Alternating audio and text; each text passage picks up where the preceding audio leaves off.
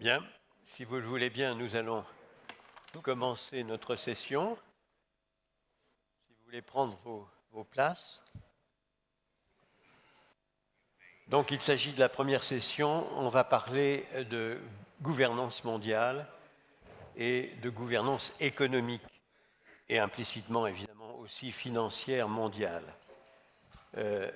Vous ne vous étonnerez pas si je passe tout de suite du français à l'anglais pour vous dire que we have the chance of having an exceptional panel. I will just say a few words on global governance because it seems to me that during the recent period, say to oversimplify the 45 last years, there has been some crystallization of the concept of governance, I would say a concept of good governance in the economic field, which was something starting in the private sector, expanding to the public sector, and also at a global level. This idea that there was some kind of correct governance, good governance, which had more or less some kind of universal reach, is something which came progressively and, if I may, culminated as something which was really quasi-universal, not only at the level of each economy or each country, but also at the global level with the collapse of Soviet Union. Then it seems to me started a period of 15 years, something like that, where we were really observing some kind of large consensus on what was the appropriate governance, the correct governance. And it was a short period of time. It was a period of time where the rhetoric of the financial institutions, also of the United Nations, was expressing some views which were very much affirmed as being really appropriate, the idea of participation, orientation towards consensus, transparency, reactivity, inclusiveness, and also respectful of the law, respectful of état de droit. All that crystallized and was very visible in the rhetoric, as I said, of the international institutions, including the United Nations. And that was also a period where the United Nations itself was functioning in quite an extraordinary way, because we had several successive consensus of the Security Council, of the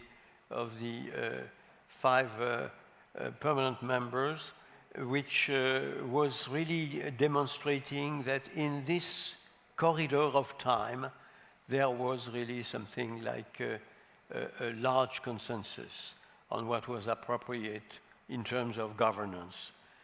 And then, of course, there was a change, and we are experiencing that change, and it is precisely why the panel is here, to make a picture of what is the present state. And as we all know, we have now the emergence of new institutions, in some cases, that are more or less juxtaposed with the Bretton Woods institution. I'm speaking of the 2 institutions that are one in Shanghai and the other one in Beijing. And of course, we have the BRICS, enlarged BRICS, and we are in a country which is a member of the enlarged BRICS here, which is not opposing the G20, but complementing, if I may, the G20, with a grouping of countries that are the main shareholders of the financial institutions, the main shareholders of the economic and financial world on the one hand, and another group, a club, if I may, which is gathering those who are the minority shareholders of the very same institution and want to discuss. I don't consider they are opposing violently, but it seems to me that they are expressing views that are different and the will to have their say also. The responsibility of the West, more or less as Thierry de Montbrial said a moment ago, is certainly that the main shareholders, if I may, Europe, the US, did not accompany sufficiently rapidly the importance, every year more important, of the other countries and economies, and I'm speaking, of course, of the countries in development and of the emerging world.